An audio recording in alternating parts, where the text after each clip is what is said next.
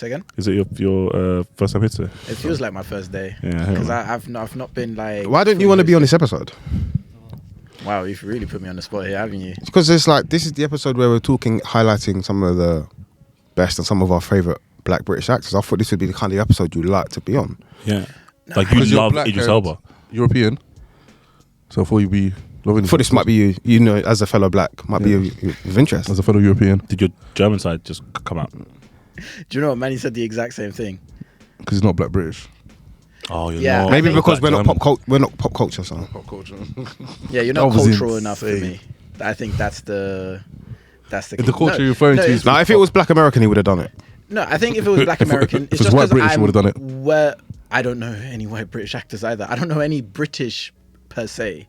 What do you mean? That's absolute nonsense. Obviously, no. I mean, same with black British actors. I know them, but like, I don't necessarily have a opinion on black people. Opinion on British people in general. That's a cop out. It's not a cop out because we could have done this for white British actors. I promise you, when we go through some, because this isn't like, it's not like catch you out. This is, you're going to be like, I could have done this. Promise you, you'll see. Maybe. Yeah. I mean, one British actor that we might talk about, I don't even like. Also, wait, Jace, why are we doing this episode now? What do you mean, why? Well, because it's Black History Month. I thought it'd be fitting for you as a fellow, but you know. Yeah, this month was made because... I've done my bit. What? What was your bit? Huh? Being black. What was your bit? Being black, I'm part of history. I am the history. It is me. And that probably is the segue into our intro. You've heard this one before. We are the Post-Credit Scene podcast. Yes, sir. A 14 HQ original lovers of film, TV and theatre, which is the addition to the 2025 intro. We haven't added anime just yet. I don't think it's met the grade just yet, but maybe, you never know, it might change. I think you're just stepping. It's not met the grade because you guys actively keep blocking. It was that in road. TV. It's in the TV term of the title for sure. You know what I mean? And anime can be movies as well, no? Small ones, man. Anime also fits into movies. So Hell yeah, exactly. you guys should. It's a repressive state. You know what? You lot don't even campaign enough to do your own anime stuff. You lot don't actually care. It's true, and that anime episode was very well received. Huh. It was. That's a real hate, guys. That's a real hate. It was. Nah, it's pretend hate. You know, like for the sake of the cameras. No, Yeah. But when we met the fan, that's the episode I think that she brought up. Do you know, Loki? But wait, Who's this person? and how did they not know that Jason was there? I don't know her name. Yeah, But there was like Don't multiple fans. Not like multiple. It was like at least 3. You know what I'm saying? Come on, G. people actually bring up the pod a lot more than you guys. Well, I'm sure we might all have the same experience, but people bring up the pod a lot more than you'd realise. Do you still act shocked? Act. No. Shocked. I'm shocked every time. No, I just I embrace think he it. means that more as an expression than actually acting. Oh yeah, that's what I'm saying. You know, 'cause I know what you're saying, but I know who's lingo. yeah. Who's don't mean it as in like as actually acted. He means it like No, oh wow. just embrace it for what it is, man. And just people tell us why they like the pod, which they do. I find it weird. I can't lie to you. Not like a bad weird thing. Oh, really? Why? It's just But I think I'm like that with most things. With any sort of compliment. So why? Yeah. No, I don't want to say why. I was thinking, why? Yeah, that weird. outtake lot said Basola was a great addition. I was like, yeah, she's a woman, diversity quota. Well done for that. Well playing it. I was going to say, by the way, she ticks a box. in general to anime, I'm not an anime guy, but I've been getting into it. Can't lie, it's actually. Of course it is. It's just time, right? Yeah, no. That's the thing is, there are certain ones that I get recommended. I look at the amount of episodes. I'm like, nah. Yeah, you watch a lot of TV. One extra TV show. It's not even that. That's the thing, though. What is it not? It's a commitment. It's a TV show. Just Well, watch a TV show. I will say. Nah, Jason said nah. I just want to add Jason this said no. real quick. You both got a mic. With anime, it's like it should be an easier commitment because the episodes are 20 minutes long. 20 minutes No, of my but life to work. here's the thing though. It's not a 20-minute commitment because it's like 1,000 episodes. It's like literally There's one anime. It's literally one anime. and that's the exact one that everyone's like, yeah. You know, No. if you wanna see the best, You will rarely meet people That's that cap. will recommend. That's cap. You'll rarely meet people that recommend for someone to watch One Piece as the first anime. No, so I'm like, people who recommend me shows know that I love upper echelon stuff in general on it. All right. Just say you're a snob. let's I have fine taste. Bro said upper echelon, you know. So I have quite a unique I would taste. never recommend One Piece as a first time watch. Man said I like better movies and TV shows than you guys. You motherfucker. He's putting words in my mouth. If you're reading it, fair enough. I would never recommend One Piece. So as the a ones I have been watching is Fullmetal Alchemist. Brotherhood. Yes. Okay. And I'm going to watch Demon Slayer because I thought the movie's very good. Fuck that, bro. Apparently it's good though. Yeah, It's a good intro. It's a good intro. Yeah, it is. The series or the film that's came out? I'm going to die on the Series, hill 'cause the that film Demon is Slayer, another season, it is so mid. Animation, absolutely amazing. Storytelling. Do you know what it is? If you haven't watched anime, you might like it. Because you haven't been introduced to the tropes of But that's the shonen. point. That's You That's why it's a good intro anime. It's like, okay, it's almost baby's first anime. Yeah. Okay. that's fair. I've also I'll heard that watch it. solo leveling. Solo leveling's mid. I enjoy solo leveling, but like if we want to talk about mid shows, You say so. that come on, man. I haven't watched it. I heard it's good. Niggas I be heard gassing it. the It's so mid. not the manga. What's it called? Guys is so webtoon. bored right now. It's webtoon. crazy. Webtoon's The really webtoon again is mid. He's like, when they go, shut the up. Yeah, Demon Slayer, I will keep telling people that's not if you come out Demon Slayer, I think this is elite anime, you're missing out. Well, I know the type of person you are. If that is your go anime, I'll say that much. Yeah, if Demon Slayer is your go anime, we have nothing to talk about. Okay. So, black British actors, Scam's an idiot. guys. Scam's an idiot, man. question for you, Manny. What's been your most interesting interaction about the pod? Most interesting interaction about the pod outside of the pod. Yeah. Doesn't have to be anything like a specific one, but just like generally speaking, the sentiments you get when people speak to you about the pod. That's another question. Someone brought up the pod recently. So I just really like what you guys are doing. I think I get that quite a lot. It's like, oh, it's nice to see you guys talking about stuff that you love, stuff that you're passionate about. I went to watch X because you guys talked about it. Those comments are super nice. So somebody recently sent me. I asked them, "Oh, so what do you have on your list?" And they sent me like a bunch of Instagram saves that they had, or these ones, and like two of them were from us. So yeah, so those things are nice. Those things are nice. Right, you Huss?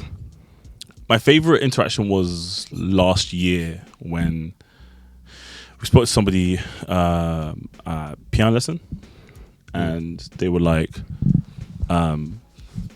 no, sorry, that was actually a dope interaction, but no, there was one start of this year in like February. I forgot what the guy's name was. I'm so sorry. Okay, but he came up to me at a screening and said that his whole Christmas, they were watching like a bunch of films and used our end of year rankings of what films to watch, and I was like, that's freaking sick. I was like, that is so sick, man. And so yeah, so like that was like super nice. And then I say the best like just like compliment and stuff is like what is it's just kind of like showing like the overall love, or when somebody like specifically talks about an episode, that's super nice as well.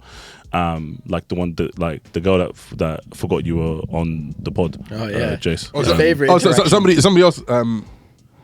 I'll let you continue. No, go on. My brother just like, oh yeah, you guys are so sick on the pod. And then she started listening out everybody in the pod. Is like, yeah, and Jason as well. Who's that? Like he's a full member, and this was before you saw the joint. You're lying. Boy, But to be fair, at that point you were part time though, because you were on the moon, fam. When was that interaction?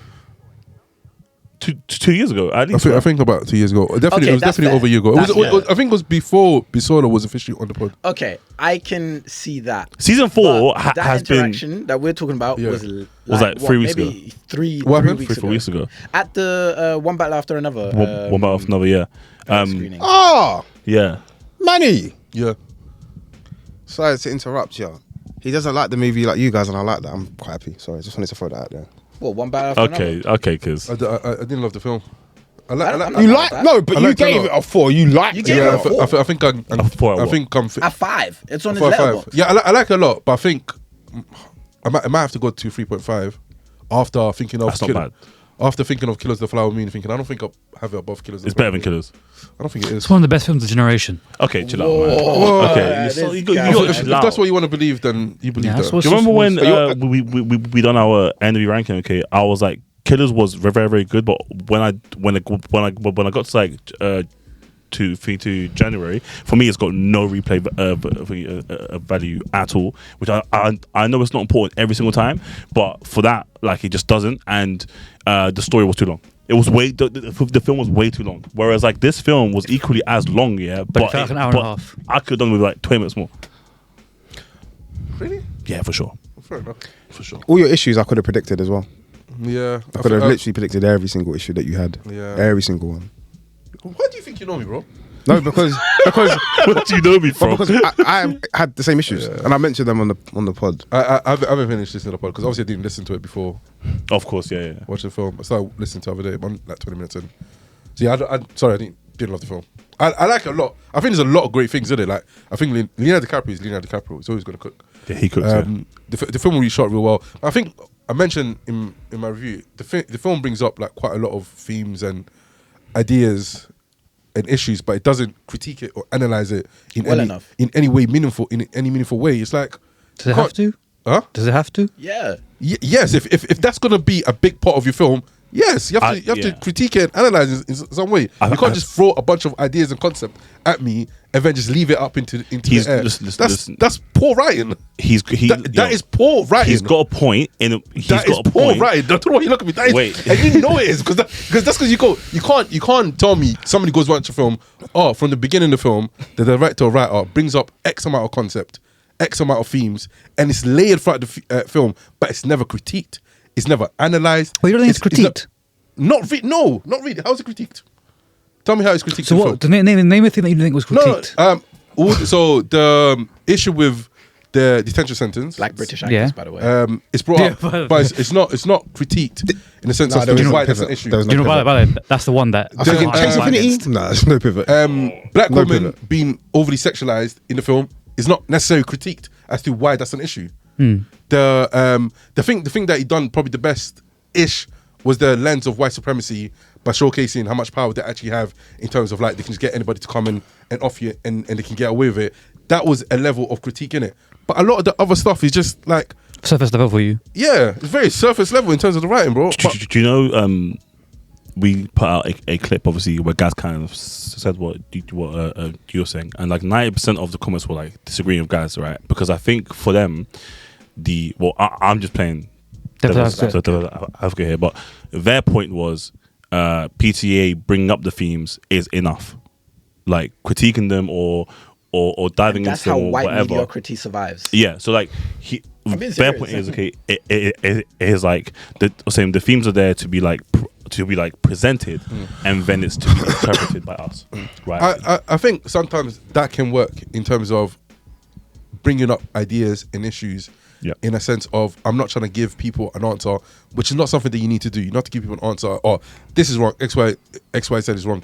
But you can't bring it up as in the fact of these people are evil, these people are good, or these people are bad. But you're not critiquing the issues that come within it. It's like going to being in English and then you do a report on flipping, I don't know, when the curtain is blue, and leave it at that. That's not good way of interacting. Oh, why is the curtain blue? Why is the curtain blue, Paul? And that's what the issue was. He doesn't critique why the curtain is blue. That is the problem. You can't look at that. Me personally, I can't look at that film and say, yeah, this is top tier level of filmmaking when you leave so many holes and there's so many issues with the writing and the storytelling with the film. That's not great to me, unfortunately. It's not. I was expecting greatness. I didn't get it. I can tell you what greatness is, though.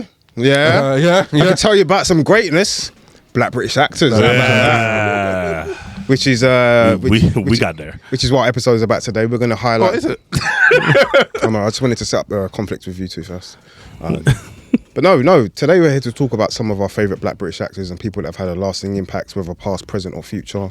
Where we see the future's going. Where we've seen the sort of trajectory over the years and the success that's happened. It doesn't have to be necessarily like a linear thing where we go from past to present, but it would be also good to highlight some of our actors from yesteryear or some of our elder statesmen within the game for sure.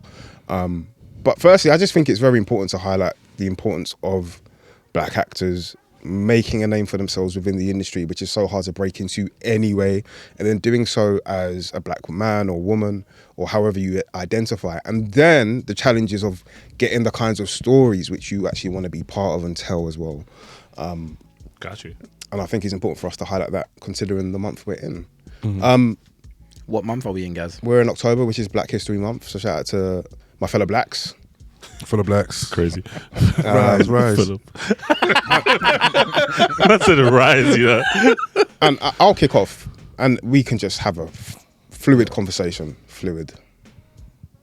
Anyway. And I'm going to start with someone that Jason hates. But I actually, strong word. But I actually think this actor, beyond his two most important roles, in my opinion, in his career, has also laid a pathway for so many other actors to do what he did. Because what he did is kind of unheard of. It's obviously the man himself, Idris Elba. And I do think he's a good actor. I just think he picks, in today at least, cut this out if you clip it. Today, I think he picks roles which are a payday, if you like. But I think he actually has at least bare minimum, two roles which I think are career defining and have had a lasting impact on the world of television as a whole. And obviously now he's a megastar, so the concept of like art that matters and art that defines who you are might not matter as much. I'm not saying it does or doesn't, but he has those. And firstly, obviously The Wire, we speak about the show all the time because of me mainly, I guess. For sure. But the significance of him being a British man who was coming towards the time where I think he was married, I think he had children, he was in New York, he was desperate for a role. He moved to America to get that specific, not The Wire per se, but a role within America, which is where Hollywood is, which is where you get a big break, and he was really struggling to do so, and stumbled across a role like Stringer Bell when he actually went for Avon Barksdale initially, got Stringer Bell, convinced everyone that he was American born, had to work on his accent to sort of perfect the accent, which I think he did a good job of. Now, me knowing who he is, I can still hear the Brit. Yeah. But I still think the accent is so convincing. The portrayal of Stringer Bell, who's such a layered character within such a complex show. I think him being in The Wire, which is one of the great shows of all time, whether you watch it or not, it's such a significant moment for him as an actor and for Black Brits as a whole. It's a series which defines what we call prestige TV, which we're going to do an episode on for sure at some point. Stringer Bell, as I said, layered character, so intriguing, so many dimensions to him, so flawed, so dark. And when you think of The Wire, he's probably one of the first characters you think of. And then obviously we have Luther, which for me, again, crime drama, which is very much British. It's very much, and I think that's his. Although Stringer Bell's his defining role, I think Luther's the role that fits him the most as a character. It's very dark. It's very mysterious. It dives into like the layers of a flawed man who's also so brilliant at the same time, and he seems to like those sort of dark.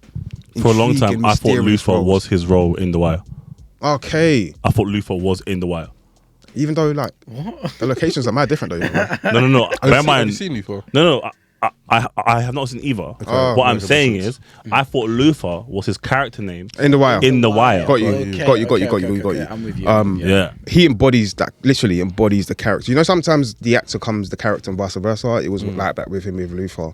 And then since then, he's obviously been in so many big projects. He's been in the MCU. He's recently been in a Prime movie with John Cena. And I think a lot of those are like... Head of State. Those are like the roles where, you know, quick payday, which he's earned the right to do so because at least at the bare minimum, he's played a key role in allowing the likes of a Damson to He's be... been in some cult classics though. Kids, I know that you'll probably know this. I've got them up. I was going to say, what's that film? Rock and Roller he was in. Oh, And he yeah. He was so... Him and Jared Butler have one of the best two-man steps in film I've ever seen in my life. Yeah. Their interactions on like whenever they're on screen together, bro, bodying it. Yeah, for sure. Bodying it. What's that role, bro, with him and Chris Brown and them man? That whole Hustlers? Huss. Is it Is that- Hustlers? No, you think it's Stomp the Yard? No. Stomped. Shut the fuck up. That's so racist. Yeah, 'cause I thought it was Chris Brown's in. Chris Brown plays Takers. plays like a Takers. It is Takers. Takers. Yo, underrated film by the way. Takers is an underrated film. Takers is not an underrated. Save a cast, please. Save a cast. Also Suicide Squad. Oh yeah. Oh, he's fantastic. He's cold in that. Takers, it has some of the most interesting casts. What's it? So it's Idris. Yep. Then we've got Paul Walker. Yep. Chris Breezy. Yep. Michael Eli. Yep. T.I. Yeah. Hayden Christensen. Yep. With flipping hell, man. Zoe Saldana. Zoe Saldana. Yes. Oh my goodness. Did Actually- it just come out? No, 2005. it came out 2010. 2010. Bro. Underrated film. Bear in mind though, he's also been in like Sonic, and Sonic 3 is one of the biggest. Oh yeah. Was one of the biggest movies of Yeah. last year in terms of. It's It's an a American franchise as gangster, well. bro. Even though he's in it for Oh, like a shit, short yeah, period of yeah. time, he's in it for like the first 5 minutes, Yeah. 10 Did minutes. you mention Flight? You mean Hijack? Hijack, you mean? Yeah. What the Flight is fuck? Flight's Denzel. Denzel. Flight is Denzel. Flight is Denzel. Yeah. yeah. Flight is Denzel. But I, Yeah. yeah, makes sense. play. Right, Black- Gabby black men in the mixing plane. up his black men. Okay. I want to call me anti-black. Yeah, next I'm gonna see Snakes on the plane or something. Although I've clogged up a lot of the Idris conversation, are there any thoughts from you guys on Idris? I mean, yeah, great. I think one of the pinnacles of our time, but yeah. I think he's a really good actor that I don't really care to go see, but that's because I feel like his roles that he's done in the past was. I feel like these roles that he's done in the past were so great that I don't think he's gonna match that level. Yeah. I haven't seen anything from since then that's close to that, and I'm fine with that. I don't feel like we always need to seek for greatness with some actors. I think there's some actors that we're going to talk about that we expect that every time they're on screen, but I don't think Idris Elba is one of them for me. And that's fine. That's enough. I think him in Suicide Squad made me feel like, in basketball terms, he's the perfect six man. Like, as in, like, he might not start games, okay, but when he does play, he's impactful, you know. Yeah. Or like in football, Javier Hernandez, man came off the bench and said, "Yo, let me just tap this one in." Do you know what I mean? So because he had some films leading up to Suicide Squad, which, like you said, okay, were probably for the, you know, payday, and they were just a bit ass. But when he does that, and you go, raw, he came off the bench and scored a banger here. You know what I mean? Because he was fantastic in that film. I literally watched it like 3 days ago. Jason, He was fantastic in that film. check Obsession. So yeah, like I It's absolutely agree. on I the- don't it's think on he's the somebody that I would run to go be like, oh, I have to watch this film. Like how Gladiator. I don't think I would have ran to go watch it if Denzel wasn't in it. Do you get me? Oh, facts. Okay, I think I would have just waited, you know. But I went to go watch it because of that. I don't think Idris has that effect on me, but I respect what he's done. Yeah. 100%. Yeah, for sure. And I think he laid the foundation for some of our actors that are now doing similar things, like He has. Dancing, which we'll get into later. Who Just one last thing. body as well. Snowfall. And this might change my opinion on Idris Elba as a whole. He made a film with Beyonce called Obsessed. Good film. Or would that change your opinion on Idris Elba? That's a Like good working with film. a Black Queen. Okay. And sometimes when you got it, you got it. And He clearly has plays it. the aggressor in that film. That he's like obsessed with her and she can't see anybody else. He's very creepy in that film. It's actually really good for him, I would never want to a Beyonce-led film. I'm sorry, it's never gonna happen. bro. In that film, okay, she does a Manny fight hates scene. Black women Yeah, confirmed. part of the fight scene, she gets dashed. Huh? you know you're holding a mic, right? Don't worry, we picked it up. But yeah, guys, you're mentioning Sorry. Damson Idris. Yes. Oh, Not yet, I mean, it didn't actually mean I wasn't intentionally pivoting there, so we can save it. Yeah. Can I pivot to my shout out? Yeah, go ahead. Nice. This guy, the other day, when we said, the reason why I wanted to do this episode like months ago was because I was watching TV and then this guy just kept coming up. And then I Googled him and I was like, he's British. And I know that I can't say his surname, okay, but it's David Oyelewu. Yeah. I saw him recently at the National Theatre. Bro, he's in everything. Yeah, it's cool. And he's been in everything. Like, one of my favorite films, okay, growing up, okay, because my dad loved that film, was the one with Forrest Whitaker, The Last King of Scotland. Great film. He's in that film as well, okay, and I was like, wow. And then, but like, if you look at his like category of films, yeah, he was in the Book of Clarence, Complicit in 2013. He was in Rise of the Planet of the Apes. He was in Interstellar. He was in The Help, he was in Becoming King, A Wrinkle of Time. Like, bro, That's a great lineup. bro, honestly, yeah, he's gone crazy, man. Peter Rabbit, Small Island, the Cloverfield Paradox, which he was sick in that as well.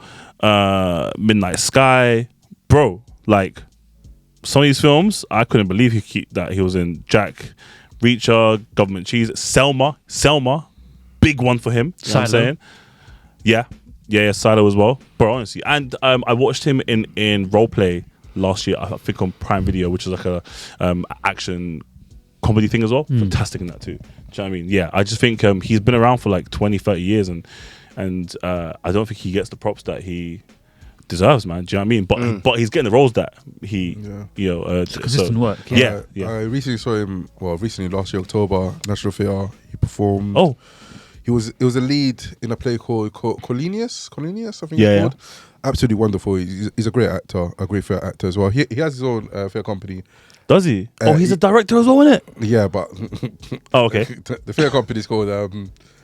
I might get it wrong, but I think it's called Anglian Yoruba or Yoruba Anglian or something like that. So it's Nollywood films. Huh?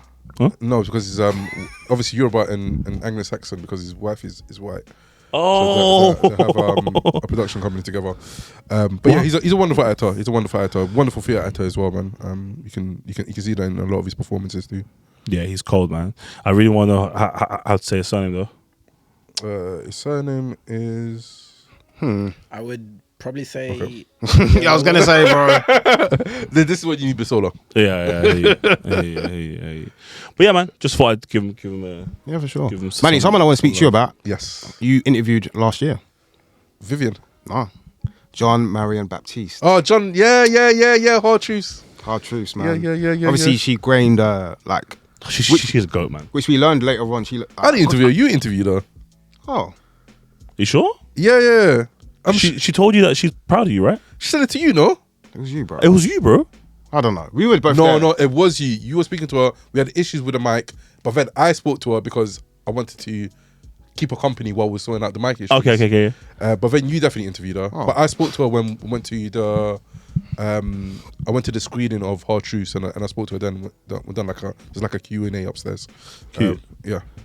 I heard her CV speaks for itself. Oh, yeah. But like Secrets and Lies, obviously she worked with Mike Lee on Hard Truths and also worked with him on Hard Truths and Secret Lies, which gained her like critical acclaim Finally. as a black British woman in Yes, like the mid-90s. My memory tells me. Mid-early 90s, Secrets and Lies. 1996. Yeah, so mid-90s.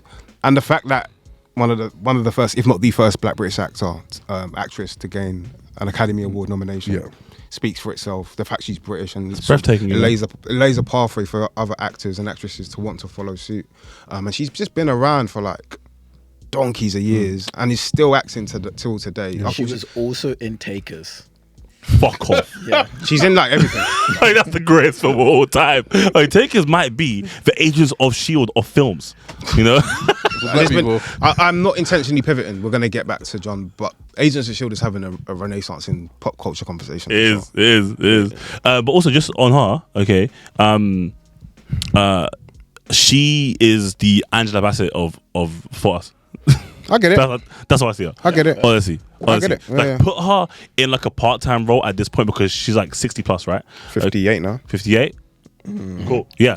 All right. Put her in like a role where she's somebody's a parent or somebody's wife. Whatever. Calm. She'll shed it. Like, I don't have to see her in a lead role, but if I do, then sick. But I don't have to. You know? She's got a great CV. I think it's important for people like ourselves to still get the flowers they deserve today. Oh, yeah.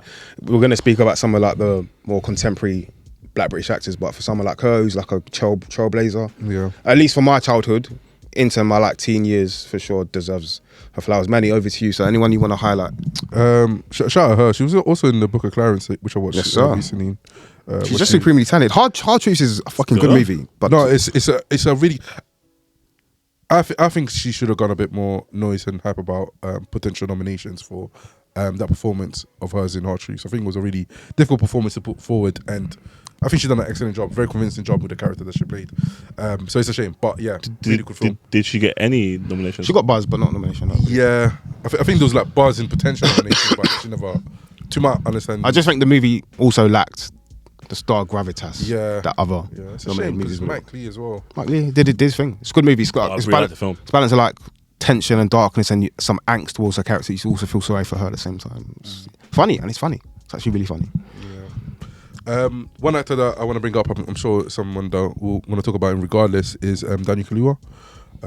Wonderful. Talk to us about Mr. Daniel Kaluuya. Yeah, what's my your fellow thoughts? Ugandan, who we've spoken to on the pod. Yeah. We've spoken to him. On the done He the came, red we did the carpet BFI red carpet. We spoke to him. kitchen. We did, yeah. Yeah. I think he's a great performer, and obviously he directed the kitchen, so he's also moving into the lane of being, or he co-directed the kitchen, let me say, and he's also moving into the lane of being a filmmaker, which is the evolution of that some actors take on, which I'm looking forward to see what he does next. But yeah, Daniel Kaluuya, I think one of the first times that the world that seen him was in Skins. As a young actor, Groundbreaking series. groundbreaking series. I think we definitely need to do a look into like early 2000s TV shows and where the actors of, or early or late 2000s TV shows, and where the actors have gone to, like from like Skins, from Shameless, from other TV shows, Misfits as well.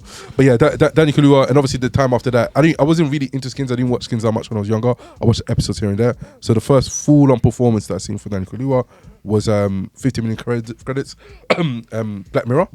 Oh yeah. Yeah, I really enjoyed that episode. I really liked his character really good and the way they performed it.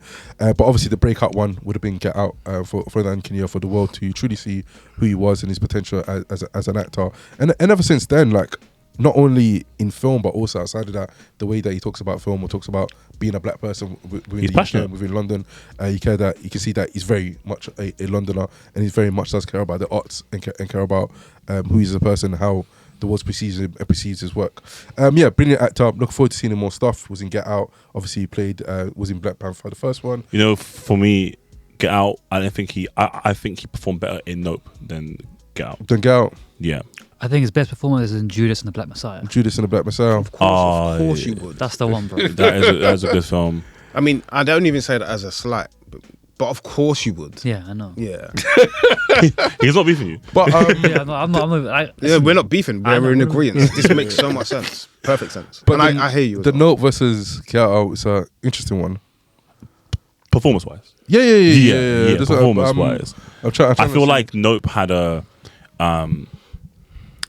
he has to play this like support system to his sister, okay, but at the same time as well, okay, he has to keep an openish mind to what's happening. And also they've just lost their parents, so they're dealing with like obviously the will of that, okay. And then at the same time as well, like there's only a few parts of it where he actually shows emotion, because he's got to stay like grounded, because everyone around him is so chaotic and so crazy, but he's got to stay thinking. And it was the scene where he like dabbed her up, and he's like I thought it was that scene. That was such a nice scene. and it gasses you, because it's like, oh wait, he's gassed now. Do you get me? Okay, so like, yeah, I thought he was really good in that, and I thought he was really intentional in it also, as well. So yeah, that for me. And I know people at the time, what I'm realizing now is that people at the time didn't rate Nope. Now people are going back and be like, you know what, it's actually a good film. Yeah, I need to rewatch it, because I didn't enjoy it when I first watched it. They've been late. I think That's what I'm gonna say. I love that film. I always appreciate the cinematography when I watched it the first time, and I can't remember what my issue was with the film. I think it might be more so on how the story was being told. The plot, right? Yeah, I think that might be an The issue. plot is very different, you know what I'm saying? But the symbolism in what they were doing was I think was top tip to filmmaking, like the monkey stuff and etc. Yeah, like the monk, what's his name?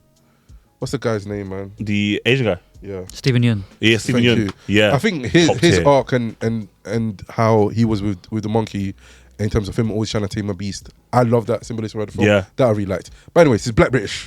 We'll talk Yeah, about yeah, Dope at some yeah. point. Yeah. John Boyega, superstar. Absolutely adore him as an actor. You mean what's up? Daniel Kaluuya? Daniel Kaluuya, you're mixing up your black people did I again. just say? He said John Boyega. Boyega. Hey, yo, that's two in a row, by the way. Yeah. Do you Yellow know- card. do you know what it is? Yellow It's black card. people We let again. the first one go. That's a yellow card. What was the first one? Idris Elba. Idris Elba and Denzel. No. I got the film wrong. It wasn't. Yes, still. Okay, so Yeah. this one. No, you know what? Give me the cards. It's calm. Give me the cards. It's calm. Listen, I've blown the whistle. Yeah. I'm I talking to your deserve side. them. But listen, I deserve them. But I'm gonna give my reasons, because I have notes in it, and I Yeah. scrolled up, and it was on John Boyega's one. So what VAR thing you want me to do? No, it's not VR. Like, I'll hold the card and Yeah. deserve Honest it, man. mistake. Yeah, I was going to say as Oh, well, this guy, dude. he was also in Sicario. Yeah. He's not in it for long. But, very small, but he was good when he was on it. I mean, his chemistry like, with Emily Blunt was good. Yeah, you look at his films, you know, this guy has been a hard worker. Daniel Kaluuya. Like Okay. multiple genres as well. He And was he- in yeah, Johnny English. If you guys remember. What? I didn't know it was in Johnny English. Didn't know either. He was like the sidekick, I guess, Mhm. in that film. I Obviously, can watch it. Spider-Man across the Spider-Verse. Fantastic in that, to be fair. What's the guy who plays again? Spider-Punk. No, yeah, you're right, yeah, you're right. Spider-Punk, yeah. Queen and Slim, of course. And I think that's the most interesting Spider-Man as well in the Spider-Verse. But he's got a very diverse catalogue of I of loved films. Queen and Slim, you know. And how old is he? Like 38. 36. He is Yeah, man. 36, He's not young even guy. reached his 40s. He's still got a long career ahead of him. How old's John? He's like early 30s. Maybe like 33. Is it just me, okay, or do you feel like their rise can happen at the same time? 33. No, on the money. What was John's first thing? Was Attack the Block? Attack innit? the Block, yeah. And then Star Then Wars. Star yeah. Wars. Yeah.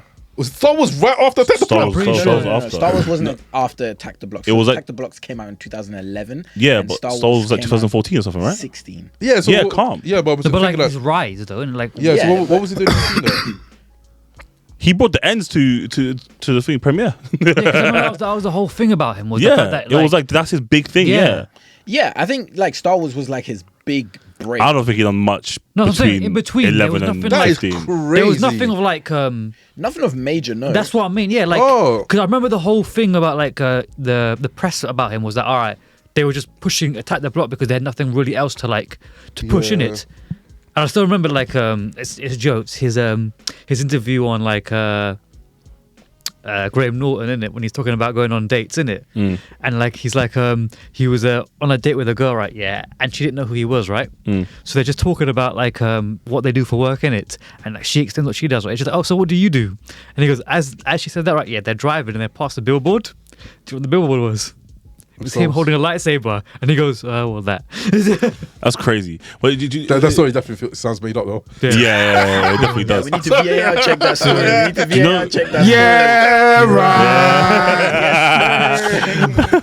Well, come on. Daniel Kaluuya, I think he's just very well diverse actor. He knows how to. He knows how to ground the moment really well. I think that's why he does really well in terms of like whether it's chaotic or overly emotional. He knows how to center his emotions in that scene. Yeah.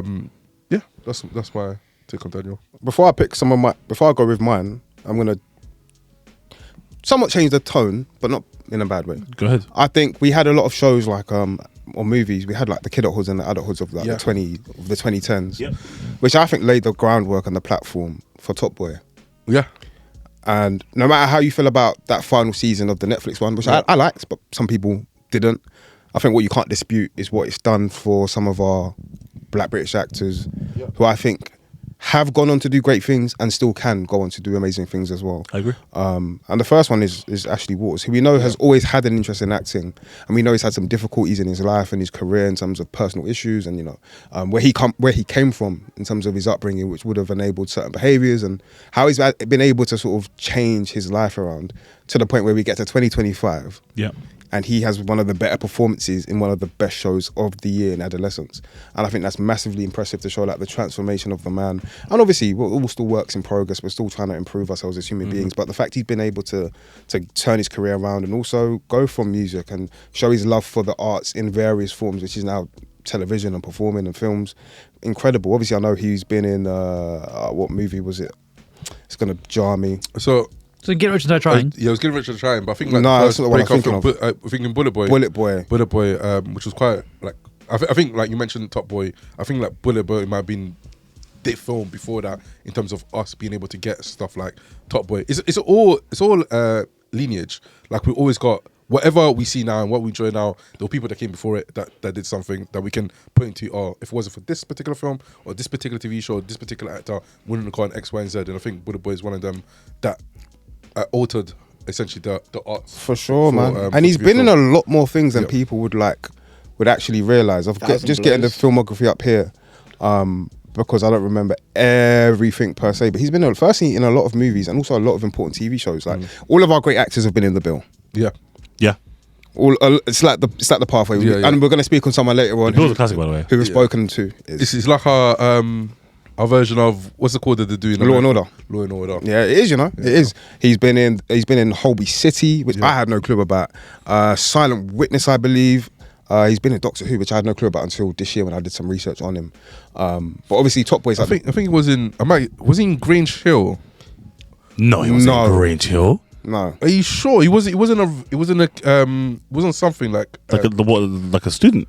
If it wasn't Green, like a student show. When it was, Hill. If it wasn't Grange Hill, it was something else like during that period. No. Okay. Is it? Oh, he wasn't going to 1997. Yeah. He's in 12 episodes. Okay. Yeah. Exactly. I think that was his first. He was in Grange Hill. Yeah. Which showed his other love for the arts from like a very young age, and obviously from music to performing. So, and I think that's very impressive. And I think Top Boy was obviously a great trajectory for him with the initial slate of it. Yeah. And if I'm honest, I don't think his acting was amazing then, personally. But you can see the transformation when we get to the Top Boy Netflix version. What are your thoughts on his performance in Top Boy and what he's done for his career?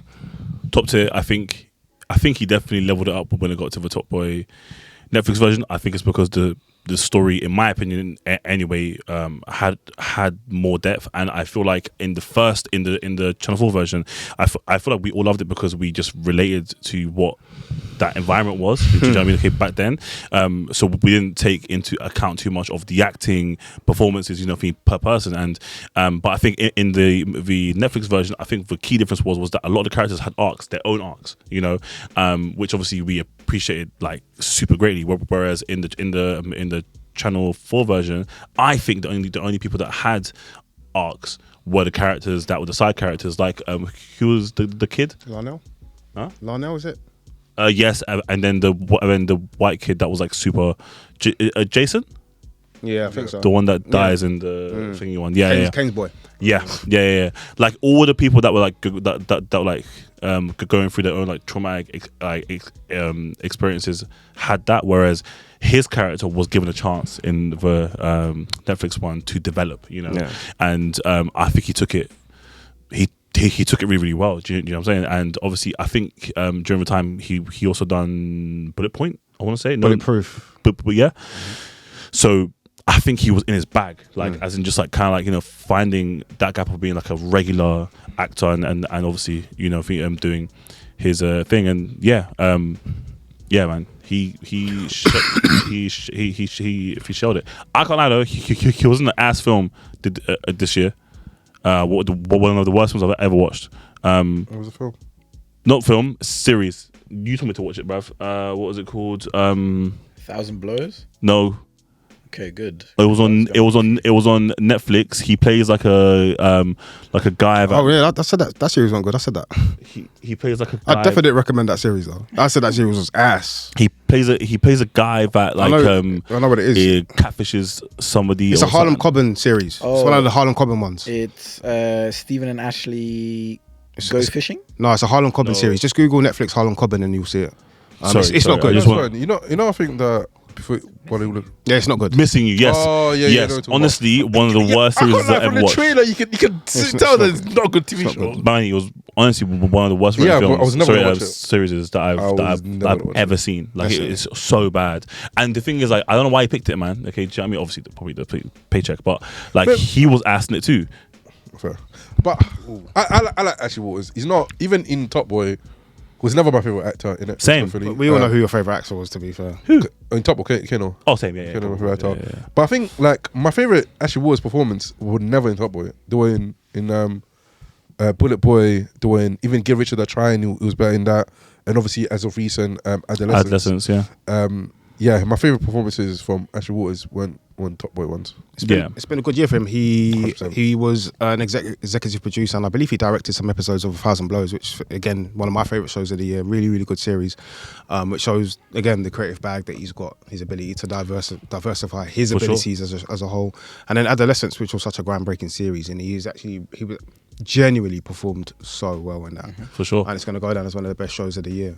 Which takes us to Kane Robinson, because we're already here.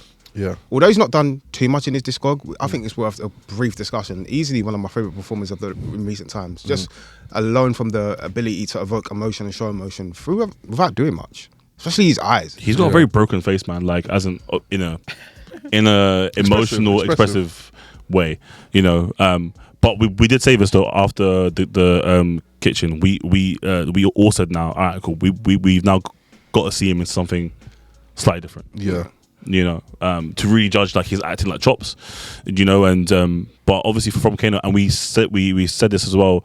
Kane was talking about how like he's fallen into acting, you know, and that he doesn't know yet if he wants it to be his job, you know, and he's still finding like his like feet in that space. So, you know, he said that he's not like used to being somewhere for 12 hours and, you know, filming something, etc. And he's still not, you know, used to that. So whether it's in him to be an actor or he's just doing films that his friends are doing, like obviously the Top Boy and Ashley Waters of Kitchen and Daniel Kaluuya and blah, blah, blah. These are all his people, you know. So seeing him being in someone else's like art form, like imagine him in one battle. He would have been cold as one of the rebels, you know, like sick. But yeah, like I would love to see him now in like a different role, in a different setting with a different cast, different crew, a different director, writer, etc. Yeah, I feel the same. I think he smoked it in Top Boy. When I went to the kitchen, Both times. Yeah, but from the pre-Netflix and post-Netflix, 100%. Yeah. And when I was going into the kitchen, I was kind of hoping for the character to be a lot more different. The character was definitely different. Yeah, for it's, sure. it's not the same person from Sunny, but I do kind of wish I want to see him in a different environment, performing under different circumstances. I feel like the kitchen. I think there's loads of time for that though to naturally happen. 100%. Considering it's what, probably like third. Maybe he's been in more, but to my knowledge, that third or fourth role. He's 40 though. I think it might be second. I can't think of a third one. That's quite young for an actor. Yeah, 40s. You've probably got if you wanted 30 years to still perform different things. So I do agree with you. I'm not disagreeing. I just think that we can. He's definitely a time. I think part of me personally, part of my. Because you just come off the back of Top Boy. Top Boy, yeah. But I think because he's so, I think because he's so talented. I think like he done such a great job in Top Boy. I'm just eager to see what else he can do. I hear. Someone I want to highlight is someone that you love. You know who I'm talking about. Yeah. Someone that you want to get on the pod. His journey has been quite mesmerizing. Hello? Into the mic. Hey, man. Hey. His journey has been... Oh, get out of his arse, man. Oh. I'm praying he's going to say who I think he's going to say. Oh, I'd like you to guess. David. This man himself, yes, man. my brother, man. I love him. He is one of the most talented and diverse actors I think that's working today. Yeah. Agreed. For sure. I Agreed. fucking didn't know he's 32. Because you wouldn't think so. He's 32. He's 32. Is it? Hey, what? We're He was younger. fucking age mates. Yeah, But that's I always thought the case. 27. And when I was watching the movie, I'll get to later. When I was watching, I was like, I bet this guy's older than I think he is, because when you watch him, he looks like such a young performer, which shows his ability to encompass so many different types of performers and performances and roles within his craft. Obviously, I first came across him in Rye Lane, which is a great rom comedy drama, and he was really, really good in that. Played like a role that I felt fitting of him in terms of how he looks. Sheepish, very much hopeful of love, very much, but also has this sort of like dorkiness to him. But then he showed his ability in The Long Walk, for example, to encompass a completely different character. Somebody who's very much assured of themselves and they know who they want to be, but also can be quite like a nice person at the same time. And yeah, Manny, any thoughts on him before I continue on? Because I will also highlight him in the industry, and all those three roles were completely different in terms of like the Alien Romulus as well. Don't make me get onto that film. I was going to say incredible that in film is phenomenal. But no, it's not. It's all right, man. It's a good film. It's a very phenomenal. good film. He's phenomenal in it. He's cold. Oh, he is phenomenal in it. He is phenomenal in it. Yeah, I thought you meant the film. I was going to be like, He's the best part. he's really good. Yeah, that's the only reason I want to watch it. That's the only by reason. a mile. That's the only reason I want to watch it. But it's good. No, his co-lead's quite good as well, though. Kaylee Spaney was good in that as well. Yeah, but he just I shelled think it's it. because he has to, like, you see the switch in a minute. Yeah, no, he was That's what it amazing. is. But yeah, for sure. Yeah, sorry, go on. Yeah, I think like just diversity in his acting and type of roles that he picks up. He picks up very interesting projects. I would say, and I love that. I love the fact that he's comfortable enough to try different things. And I know that you went to the screening where he spoke quite a bit, talking about his start-up being from theatre, that he wanted to go into theatre acting, and again, doesn't surprise me at all. I will keep talking about in terms of like. Are you allowed to talk about the screening? Or? Yeah. Okay, yeah. Wasteman.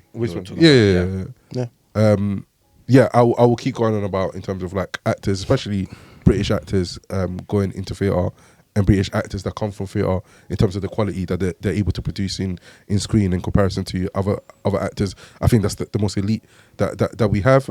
So super excited for him as an actor. Yeah, La Masia. I think he's I think also as well, when you're like picking your first 1 to 4-ish roles, right? When you pick like those diverse roles, you set yourself up in Hollywood, you know, as like, all right, cool, he can do pretty much anything that we need him to, you know, to do. And then you also start getting yourself in the rumor wheel, because now I see him in everything. Like if there's like a Marvel thing, a DC thing, a fucking Chris Nolan thing, it's like he's on the list for all of those things. Okay, do you know what I mean? And I feel like it's harder to go into Hollywood in that way because people are safer. They're like, oh, okay, cool. I'm a big guy.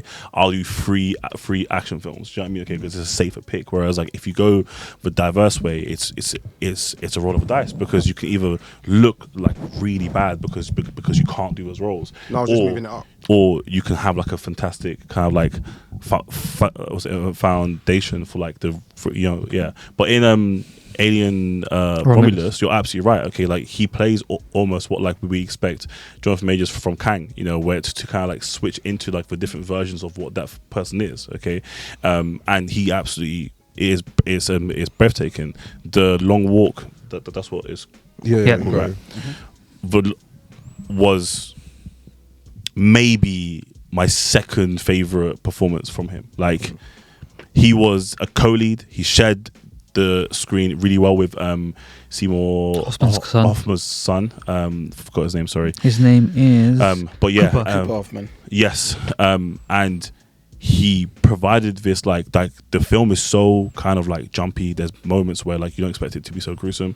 You know what I mean? Okay, and it is. But he provides like you almost feel like you're him during that walk, because he's so calm, but he's also scared and he's frightened, but he's caring, and he every emotion that he goes through, I feel like I was him. Do you know what I'm saying? And he was a fantastic representation of that. And at the Wasteman screening, I saw like loads of clips of him on BFI and BBC and stuff, and him not believing that he can see himself here, and people that are here for him and they're screaming his name and stuff. He's so grateful after all these massive films, these massive roles. He's still grateful, just to be here. So maybe he doesn't feel like he's done his big break yet. You know, Wasteman is a good movie, you know. Really? It's a fucking good movie. Is it out? Is it out this year? February next year. So we can't even count it in our end of years. No. But it's not what you think it is. I think people will naturally have the feeling of like, it's this stereotyping young black men. And I get it. If you see the trailer, if you see the posters, you're like, This is the name of the film. Yeah. the title is actually really poignant. I'll say that as well. Really? Like I saw someone on the story and said, I still don't understand what the film's called, Wasteman. I do. Okay. I'll explain it without spoiling. Okay. Wasteman has multiple meanings. Okay. And I think fair enough. Wasteman has multiple connotations. But we'll use it in different ways, right? And a lot of the characters in the movie kind of like epitomise and fall into the category of Wasteman for different reasons. And I think that's why the title makes a lot of sense to me, which is something I spoke about with, I can't remember who I was with. But yeah, the title makes so much sense because you can be a Wasteman for one reason and you can be a Wasteman for another, and so can I.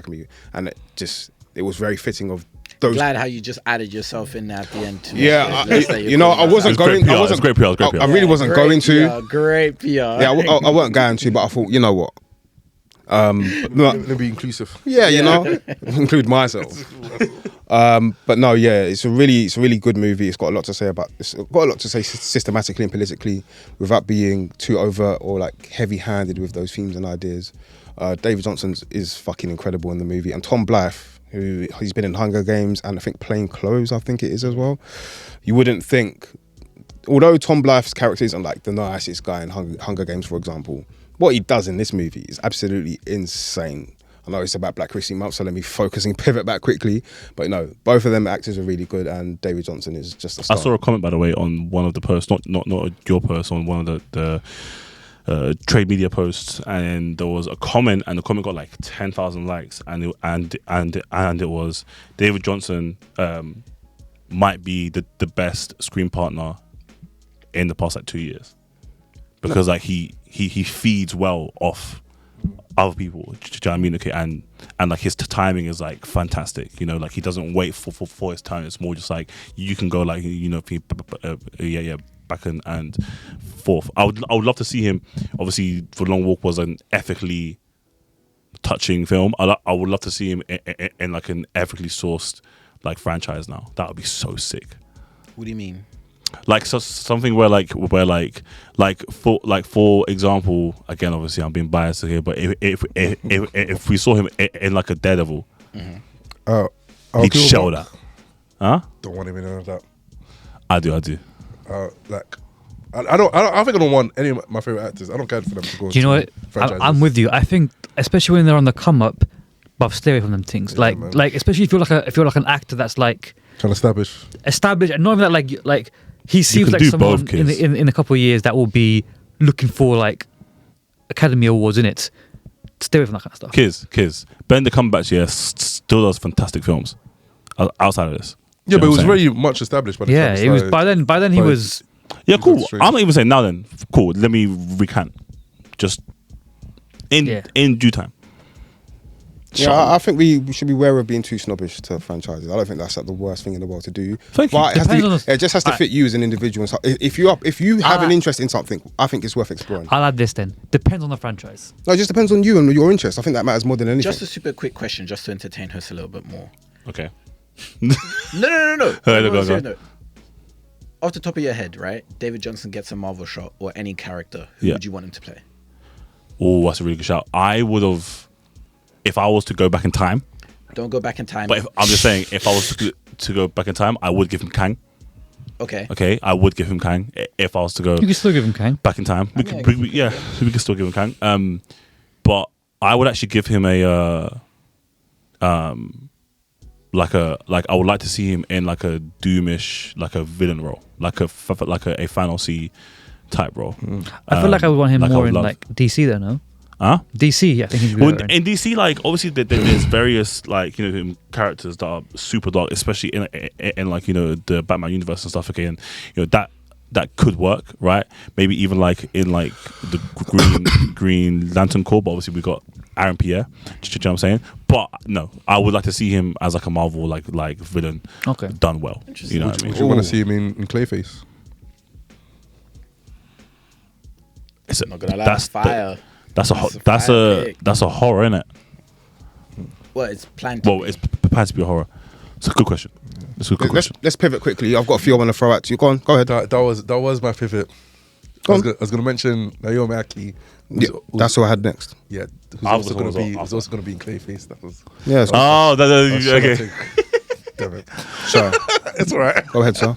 Yeah, shout out to one of my favorite actress at the moment, working actress. Oh, we know about you and Naomi Aki. Wait, why? What? Mickey 17. You went and glazed her. No.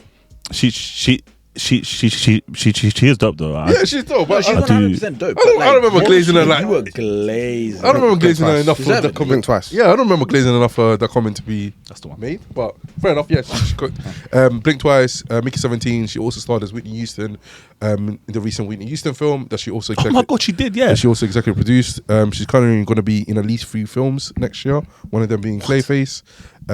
She was also in the Murder Mystery Club. Good little movie that I enjoyed it. The first, The Murder Club. Sorry, I enjoyed that. The films that's coming out next year, that's going to be in Shelter, Clayface, and I Love Boosters. Wonderful actor. Again, one thing that I like about actors that I'm starting to get to know is seeing that them acting in different roles and being in very diverse roles, showcasing the range as performers. I think the performance that she has in Blink Twice versus the performance that she has in Mickey 17 are both completely different. I think so different. I think she smokes both of them. Probably the highlight of both. Is she the highlight of Mickey 17? she's one of the highlights, not the highlight. One of the highlights, not the highlight. In my opinion. Yeah, one performer, and I'm just really excited to see what she's able to do next. Do you know the term that I would use for her is like fearless? She seems fearless in the performances, just in like the roles that she takes, or you know, feeling like whatever it is. Like I think she's willing to. There's certain actors, okay, when they take roles, you can almost tell that if a different actor took that role, it wouldn't be as prominent in that film. Mm-hmm. Whereas like because they've taken it, okay, and they've gone, do you know what? I'm not the lead, but it's calm. You know, I'm gonna make this a performance well enough, okay, where it's like wow, you know what I mean? And I actually think that's how actors like Paul Mescal and Barry Keoghan, yeah, that's how they done things. They were such good supporting characters that they had to be given a lead role. You know what I'm saying? Okay, so she for me is falling into that category where it's like she's got so much sauce here. She puts so much effort into whatever role that she's in that I can see her really doing this job for the next 20 years. Easy, you know? Yeah. Good pick. Easy. Very, very good pick. Huss, you wanted to go? Yes, I wanted to give a shout out to who I think gets forgotten sometimes, but Natalie Emmanuel. She's really good. Yeah. She is outstanding. Game Obviously, of Thrones, right? Yeah. Started off in Hollyoaks. Game of Thrones. Hollyoaks is where I knew her from. Yeah, same. Right, and I was like, the next thing I knew, she was in fucking Thrones. I was like, where the fuck did this come? Thrones. And I can't even lie. Okay, when she done her topless scene, yeah. Okay. I was like, how did we get there? I was like, am I allowed to look? I've done this girl since she was like 16. Oh, right. No, that makes sense. That makes sense why you mentioned that. Yeah, it felt so weird, you know? But obviously she plays Melisandre, right? No, sorry. She, what's her name? She plays Daenerys's number 2. Kids? Yeah, Miss. Oh my goodness. Miss Sunday. Miss Sunday. Yeah. Miss Sunday. Miss Sunday. Yeah. So yeah, in Game of Thrones, okay, like I actually think, okay, that she gave, especially in the later seasons, okay, she gave Daenerys's character more of a human touch. Okay, every time that she kind of went out of the zone of like who she was in the first few seasons, okay, like she was able to remind Daenerys of who she was, you know, and it was super important. Also, she was also super key to Daenerys transitioning into the trauma of being this like slave baby into actually like learning about, you know, Westeros and the rest of the world, because obviously she spoke like every language and she was super educated and blah blah blah. So like, you know, all of that was incredible. I do think that spoiler alert for Jace, I do think that her death in it was one of the key deaths in Thrones history. You know what I mean? Okay, I think it was a catalyst for, as we know now, to be everything else. You know what I'm saying? Okay, and but she played a fantastic role. She also had a difficult role to play in her love interest. You know, because obviously he was a eunuch. He was a eunuch. Okay, and she had to portray a sexual tension with that in mind, you know, and I think she does it really, really well, and she kills it. She's also in Fast and Furious, you know what I mean? Okay, when they started to kind of like expand the cast more, you know, and she showed that too. She was in the 5 Armies, which I think is a really cool franchise. Misfits as well, apparently. Misfits as well. She was Misfits, yeah. But yeah, I think she's not the. Okay, no. You're thinking of someone else. Yeah. She is. But yeah, really good catalogue. She was in a film last year of Kevin Hart, but that was just kind of like a action funny film, whatever it is. But yeah, in Killer? No, the one on the plane. Forgot what it was called. Oh, Die Hard. Yes, and then yeah, but yeah, she was also in like that crap film Megalopolis. And stuff. She was. Yeah, horror ass film. But yeah, man, like I think she's super dope. I think she's like ridiculously talented, and she's got like a long way to go, man. So yeah. Right, what I'll do, I'll name off like final one, and I think we should do like not honourables, but people we should just briefly touch upon as well.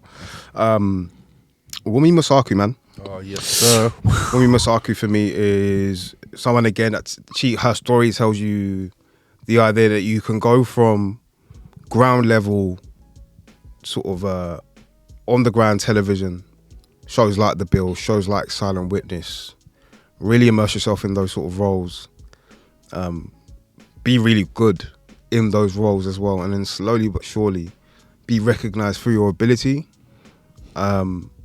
She's been in so many of like the kinds of shows that we watch on a daily basis on like Channel 1 to 5 and So true. all of those kind of like, you know, if you haven't got Sky, you're watching her on TV and it's like, oh yeah, it's not mum, but it's like, yeah, like we grew up with you kind of thing. And she's only 39, which is mad. What? She's only 39.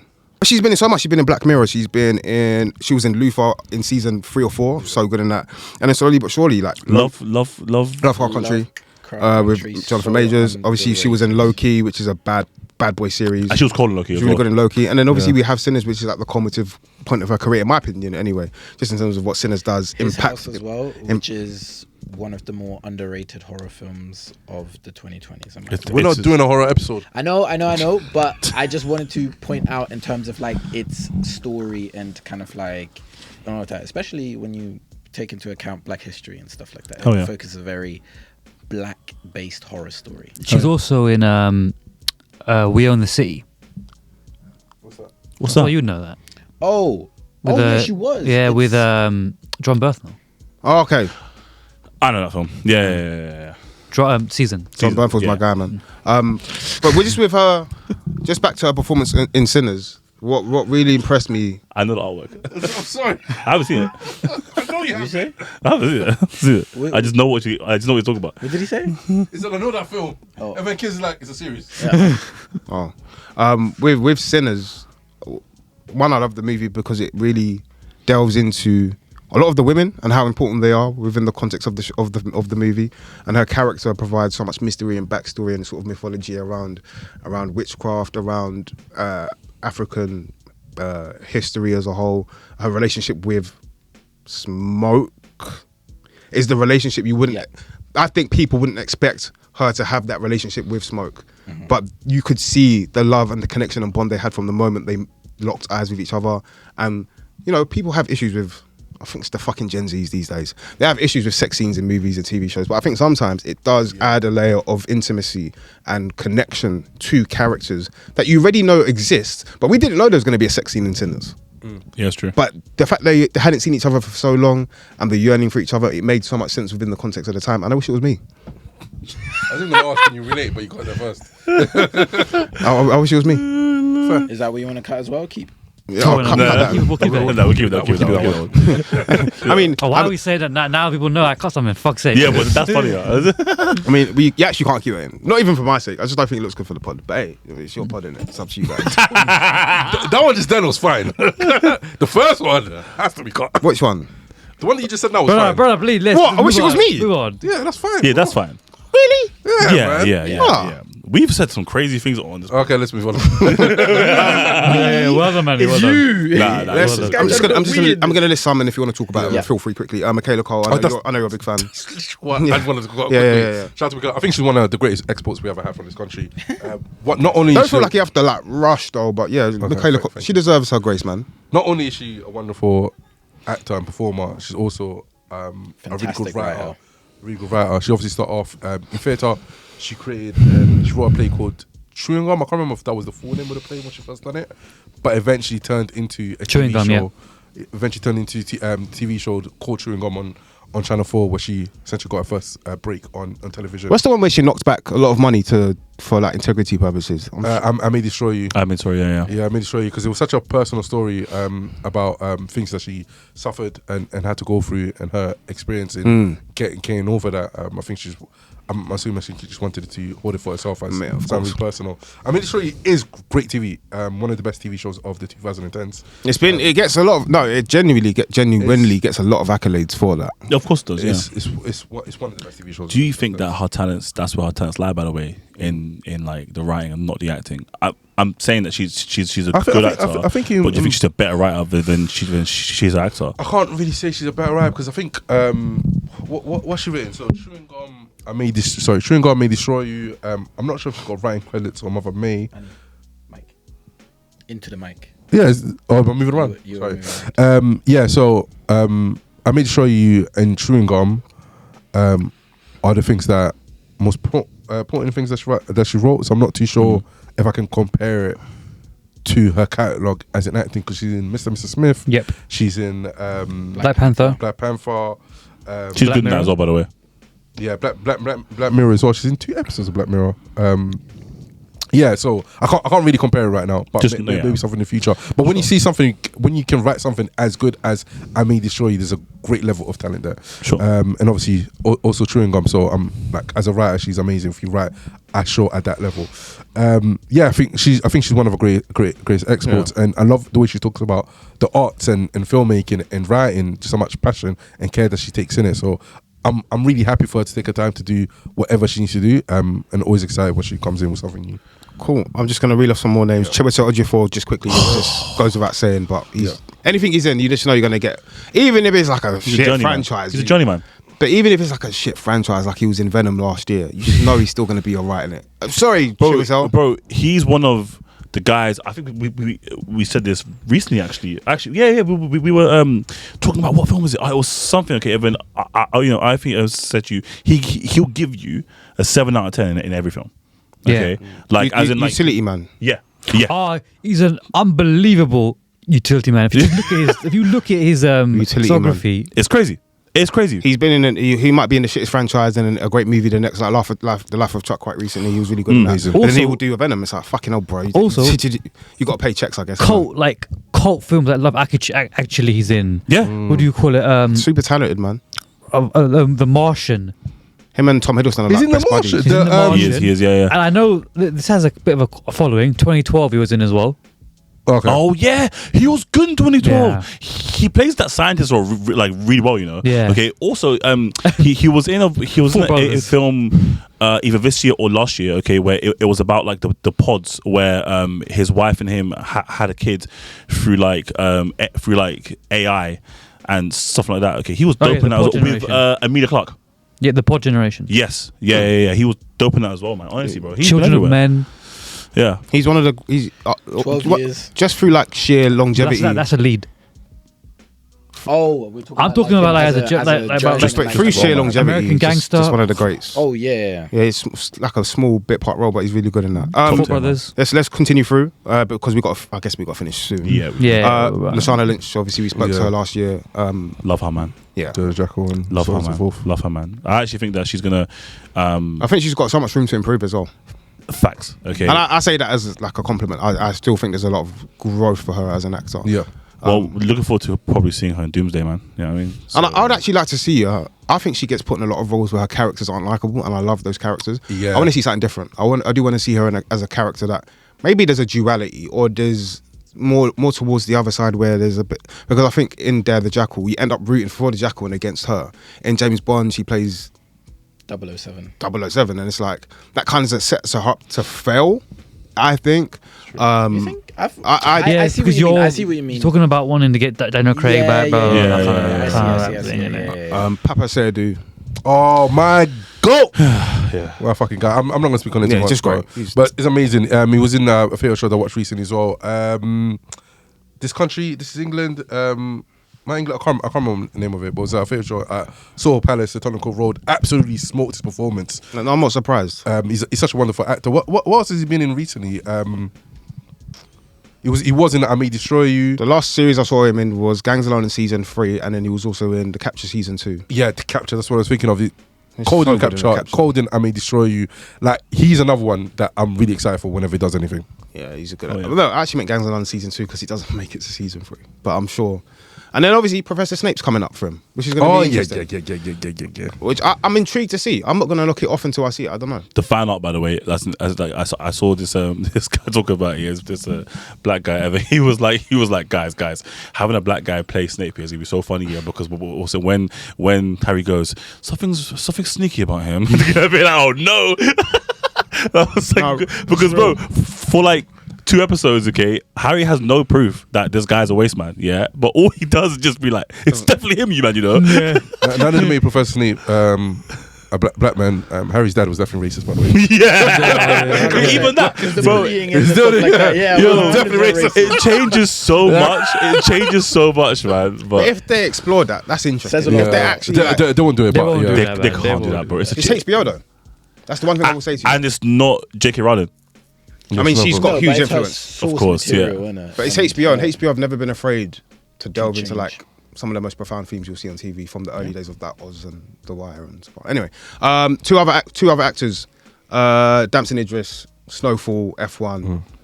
I know he's been in. Yeah, it's a bit wild. We left it that long. Do you know why? Okay. Go on. Because Solo's not here. Controversial opinion. For me, he's still got loads to prove. Really? 100%. I'm with you with that. I just like F1 for me didn't move me. He didn't move me, and you know it's one of my favorite films. Yes, no, he did. How can Brad Pitt move? Yes, bro? he moved me, bro. Brad Pitt's performance. He was cold. He was cold, man. But he wasn't moving. He was fine. He wasn't moving. The story doesn't cold. even facilitate anything to move you. Yeah, that's what I was gonna say. Like, he's just this film Brad isn't- Pitt. It was just fine. Okay, I'm just saying. Okay, Damson didn't. That's a fair point. He was good. I don't think he was great. He played his role. He played his role, and he was good. Whereas I feel like whereas I feel like you give that role to David Jonsson, we're feeling something different here. Okay, do you know what I'm saying? Okay, But the story doesn't facilitate.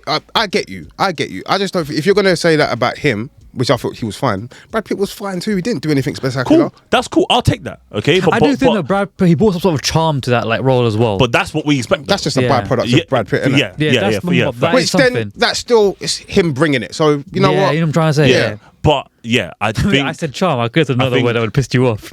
um, Aura. but I do You're think 12, you know. Yeah, That's like people caught you. yeah. I've seen season 1 of Snowfall. He's really good, He's man. incredible. He's good. He's fantastic. in He's Snowfall. unbelievable in Snowfall. Yeah, but then You want to see more? Yes, I want to see more because what I was saying to Yaz, okay, was like, why do I like him better when he's putting on an I'll say American accent? That shouldn't be it for me, bro. Do you get me? Okay, and like I just need to see like a little bit more depth for the roles that he's picking, or just the way he's acting. I'm not sure what it is yet. I think it's definitely the roles. Just more roles, innit? Yeah. More roles. See him in more movies as well because we've seen him do the TV thing. Snowfall's one of the defining shows of the 2010s. Whether you loved it or not, I think it's a good series. It's a very good series. It's definitely like a defining series which draws from the lineage of The Wire. Literally, his character and Idris Stringer, you could argue there's some similarities and crossover there, and then the themes of both shows, you could argue there's a crossover as well. Yeah. So now it's the next step. And again, he's what, mid-30s? He's got lots of time to do so. Yeah, And- fuck with him though. Yeah. I think he's got it. And lastly, Just have to see Letitia Wright, man. Thank God. Who I think it's a good way to close because that was our first junket. Yeah, it was. It was. And we've interviewed her three times now. When was the first time? Jason spoke to her. Me and Jay spoke to her for Surrounded. Yeah. Yes. That was it. That was it. Yeah, twice. Twice. Yeah, she's a big friend of the show. Yeah, she is. A big friend of the show. I'm seeing her next week. Yes. Yaz went to go see her show actually last week, which I'm assuming that's what you're talking about, right? She's just done a short film as well, that has come out and got like a few critical awards and etc. So she's done well there. I feel like she is a walking like art form. Like I feel like she's very open to anything, as long as it just as long as it makes sense. There was a thing that she done. There was a film that she done last year with Tamara Lawrence. I forgot what the film was called, but it was freaking breathtaking. Talking about Silent Twins. Yes, really good. Honestly, really good. And what I love about that, was that she done that after Panther. You know what I'm saying? Okay, she just became Black Panther. And then was like, 2022. Yeah, and she was like, yeah, safe. Let me go and do this. You can tell that she loves the arts. Indie. Yeah. So like for me, like I'm excited to see what she does moving forward. I'm happy with what she's done previously. Obviously, Top Boy and I saw Black Mirror. I saw it in theater a few years ago. Oh, did you? Yeah, I can't remember the name of the show. I think it's called The Convent. Yeah. Convent. I can't remember the play. It was written by I think her name is Danny. The black babes in The Walking Dead. Oh, okay. What's the name? Danny? I haven't seen Walking Dead, but I know you're talking about. Yeah. Okay, but yeah, she wrote The a girl play. with the dreads, right? Yes, she wrote a play, and Letitia Wright started it a few years back. Also, have you heard her talk recently as to why she's gotten into directing? No, don't. Please go on. So she mentioned that it was first Ryan Coogler who said to her, oh, I think you'd be a good director. And she was like, no, I wouldn't. Really? Like, what are you talking about? Yeah, so like, I might not. She thought that she wasn't ready for that level of responsibility because she saw how much work that Ryan Coogler has to do, and said like, oh, that might not be for me. And then Denzel Washington told her the same thing. Said like, I think you'll be a good director. And then she's like, all right then. And now she's starting Denzel says it, then I might as well. When a goat tells you, yo, do this, you're like, you know what? I can do it. Yeah. So I started directing, and hence why the film festival, film that she's got out there is her as a director. So yeah, big up her, man. Shout out to everyone we've mentioned today and everyone that we haven't. It's not a oversight thing. It's more of I think also things that we've either related to or seen, which helps then decide who we speak about today for sure. Also a time thing. Yeah, and then the time constraint because we like to talk a lot. But yeah, we're the Post Credit Scene podcast. It's been a really enjoyable episode today. Make sure you check out all of our content on YouTube. Firstly, full episodes on there. So make sure you subscribe. It's important to do so, especially if you like the content. More so, like if you enjoy what we do. Don't just subscribe because like we tell you to. If you enjoy it, subscribe. Make sure you drop a like on the videos. Hit the bell so you can know when we're dropping videos next for sure. Follow us on TikTok, Post Credit Scene Podcast. Instagram, same thing. You can check out our social clips where we give you the best bits of the episodes. Make sure you follow the individual guys here as well on their platforms. Shout out to the producers today, Jason and Kiz. And that's us giving you an over and out. Thanks, guys.